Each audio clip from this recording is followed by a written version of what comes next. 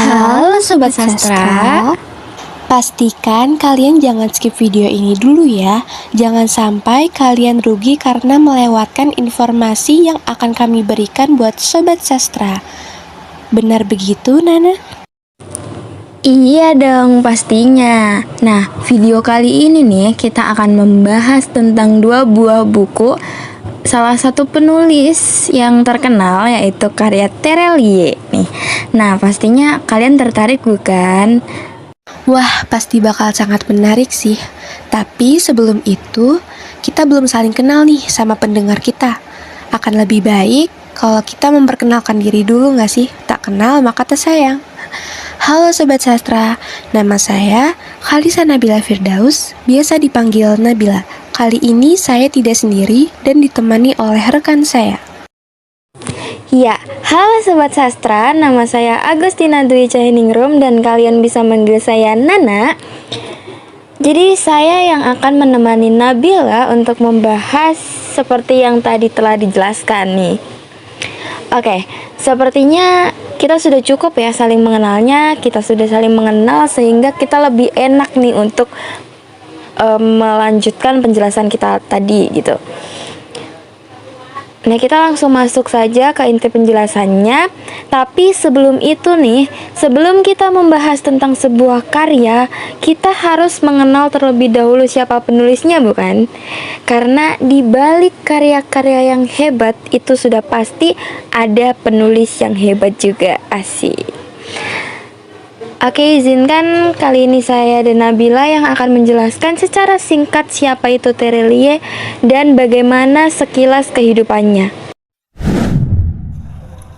Buku adalah jendela dunia, dan dalam video ini kita akan melihat dunia melalui dua lensa buku yang berbeda. Buku yang akan kami bahas dalam video ini adalah buku karangan Terelie. Siapa sih yang masih belum mengenal sosok Terelie? Mungkin sebagian orang masih terasa asing dengan nama ini. Namun, sebagian lagi, terutama mereka yang gemar membaca buku, mungkin sudah tidak asing lagi dengan nama ini. Terelie yang memiliki nama asli Darwis adalah seorang pengarang terkenal di Indonesia yang karya-karyanya digemari oleh banyak orang dari berbagai latar belakang yang berbeda, mulai dari remaja hingga orang dewasa. Semasa mudanya, Terelie ini banyak menghabiskan waktunya di kampung halaman yang berada di Lahat, sehingga beliau ini merasa haus akan ilmu dan memutuskan untuk melanjutkan pendidikan di Universitas Indonesia, yang tentunya jauh dari kampung halamannya tersebut. Sehabis lulus, Terelie tidak melanjutkan pekerjaannya di bidang sastra, melainkan beliau ini menjadi seorang akuntan di suatu perusahaan. Terelie ini hobinya menulis, sehingga beliau berhasil menerbitkan 50 judul buku atau bahkan lebih dari 50 judul buku. Dan karya-karya tersebut itu tidak jarang yang diangkat ke layar lebar begitu. Meski telah mengalami beberapa kegagalan, pada akhirnya Terelie sukses menjadi penulis terkenal yang karya-karyanya banyak menjadi bestseller. Bahkan beberapa di antara karyanya ada yang diadaptasi menjadi sebuah film. Dalam karir menulisnya, Terelie telah mendapatkan beberapa penghargaan. Dua buku karya Terelie yang akan kami bahas dalam video ini berjudul Daun yang Jatuh Tak Pernah Membenci Angin dan Hujan. Buku yang saya bahas adalah Daun yang Jatuh Tak Pernah Membenci Angin. Buku ini menceritakan kilas balik seorang perempuan bernama Tania ketika dirinya bertemu dengan seorang pria bernama Danat. Cerita bermula ketika Tania berada di sebuah toko buku langganannya dan dia kembali mengenang masa kecilnya. Cerita pun beralih saat Tania masih kecil. Saat itu umurnya masih 10 atau 11 tahun. Beberapa tahun setelah kematian ayahnya karena penyakit TBC, Tania, ibunya serta dede adiknya tinggal di sebuah rumah kardus yang tidak bisa dibilang yang jauh dari kata layak untuk sebuah tempat tinggal. Tania dan Dede pun harus putus sekolah karena sudah tidak bisa lagi membayar biaya sekolah mereka. Tidak hanya itu, Tania dan Dede juga harus mengamen untuk menyambung kehidupan keluarga mereka dan membeli obat untuk ibu mereka yang tengah sakit. Suatu ketika Tania dan Dede tengah mengamen, kaki Tania tertusuk paku dan itu menyebabkan pendarahan yang cukup parah. Tania dan Dede pun sangat panik dan disitulah seorang pemuda muncul untuk membantu mereka. Dia adalah Danar. Kebaikan Danar tidak sampai itu saja. Danar juga dengan sukarela merawat Tania dan Dede. Karena Danar, Tania dan Dede bisa kembali bersekolah. Selain itu, Danar juga memberikan modal kepada ibu Tania dan Dede untuk berjualan. Dan hasil dari penjualannya itu, Tania dan keluarga kecilnya bisa pindah ke kontrakan. Singkat cerita, Tania tidak menyia-nyiakan kesempatan yang telah diberikan. Dia belajar dengan sangat giat. Akhirnya, Tania tumbuh menjadi seorang remaja yang cantik dan juga pintar. Konflik timbul saat Tania menyadari perasaannya kepada Danar. Perasaan yang Tania miliki kepada Danar itu bukan lagi perasaan sayang, melainkan perasaan cinta. Lalu Tania pun singkat cerita, Tania melanjutkan pendidikannya ke luar negeri, yaitu Singapura. Di sana Tania belajar dengan sangat giat. Di lain sisi, Tania juga tetap memikirkan Danar. Ditambah ia mendengar kabar bahwa Danar dan Ratna kekasihnya akan segera menikah. Tania merasa sedih karena dia belum sempat menyampaikan perasaannya kepada Danar. Dan satu hal yang mengejutkan, Tania mendengar kabar dari adiknya Dede bahwa Danar juga memiliki perasaan yang sama terhadap Tania. Tetapi entah mengapa Danar enggan untuk mengungkapkan hal itu. Tania pun meminta jawaban kepada Danar secara langsung dan menemuinya. Sayang sekali Danar tidak memberikan jawaban yang diinginkan Tania. Dan Danar memilih Ratna untuk menjadi pasangan hidupnya. Salah satu buku karya Terelie ini sudah dibahas oleh rekan saya, maka izinkan saya untuk melanjutkan membahas tentang sebuah buku lainnya dengan penulis yang sama tetapi dengan judul yang berbeda. Kali ini saya akan membahas berjudul Hujan. Jadi cerita bermula ketika tokoh utama yaitu Lail menemui seorang paramedis saraf bernama Elijah dan berniat ingin menghilangkan ingatan dia tentang masa kelamnya.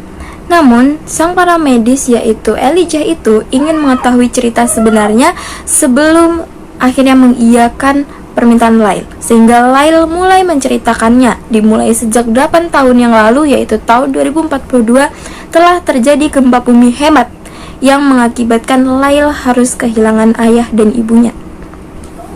Di lain sisi, Lail bertemu dengan seorang anak laki-laki bernama Esok tepat pada saat turun hujan. Dan kehidupan mereka itu akhirnya dimulai bersama-sama gitu.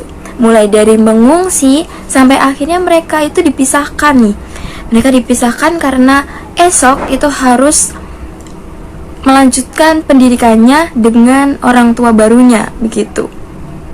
Dan selanjutnya Lail itu bertemu dengan Maryam karena dia itu ke panti sosial begitu. Ketika mereka akhirnya berpisah, waktu bertemu pun menjadi jarang.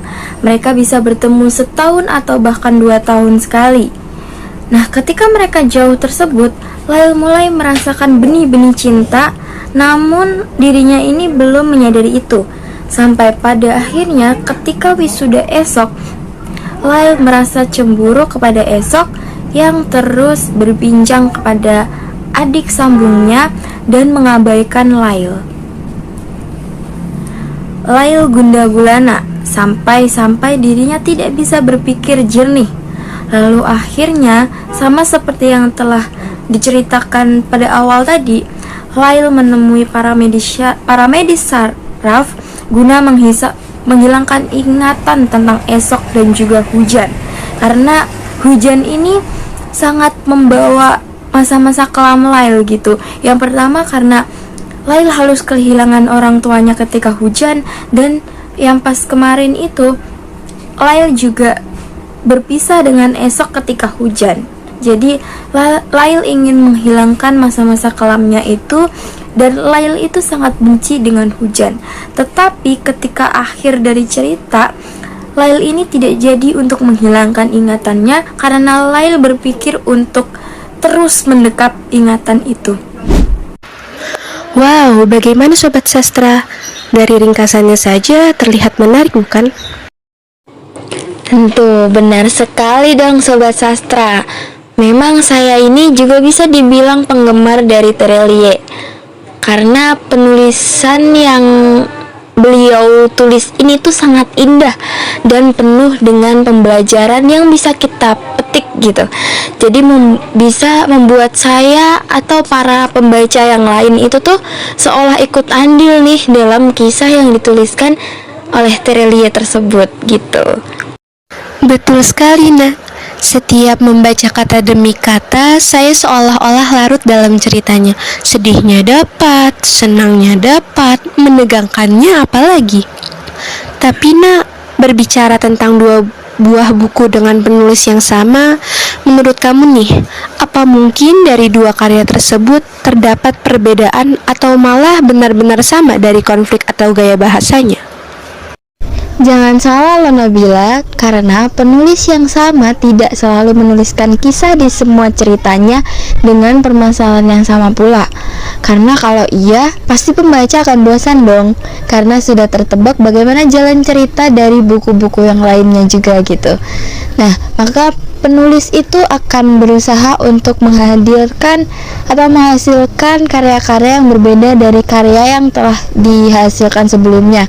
Sama juga kayak Terelie nih, walaupun mungkin ya gaya penulisannya itu sama karena kan satu orang penulis ya, jadi gaya penulisannya itu pasti sama gitu. Namun dalam penulisan konflik atau penyelesaian konflik itu pasti akan berbeda dari karya-karya yang satu dengan yang lainnya gitu. Jadi pembaca tidak akan mudah untuk menebak bagaimana jalan ceritanya dari buku tersebut sama jalan cerita dari buku yang lain, sehingga pembaca akan lebih tertarik. Terus, emang seperti apa sih persamaan dan perbedaan dari dua buku ini? Dimulai dari persamaan terlebih dahulu. Yang pertama mengenai tema. Kedua novel ini mengusung tema yang sama, yaitu tentang percintaan. Dari novel Daun yang Jatuh Tak Pernah Membenci Angin itu membawa percintaan antara Danar dan juga Tania.